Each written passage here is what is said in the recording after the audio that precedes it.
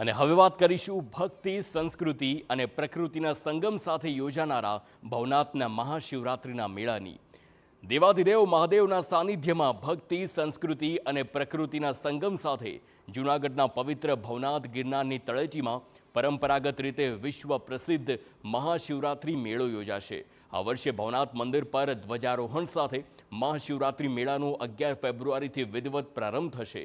5 દિવસ યોજાતા આ અલૌકિક મેળામાં શ્રદ્ધાળુઓને કોઈ પણ અગવડ ન પડે તે માટે મુખ્યપ્રધાન ભૂપેન્દ્ર પટેલ અને નાયબ મુખ્યપ્રધાન હર્ષ સંઘવીના માર્ગદર્શન હેઠળ ગુજરાત પવિત્ર યાત્રાધામ વિકાસ બોર્ડ અને સ્થાનિક વહીવટી તંત્ર દ્વારા વિવિધ સુવિધાઓ સાથે વિશેષ આયોજન કરવામાં આવ્યું છે.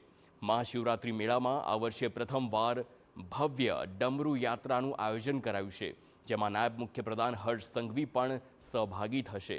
ઇતિહાસમાં પ્રથમવાર સર્વ સમાજની દીકરીઓ કળશ ધારણ કરી સંતોનું સ્વાગત કરશે.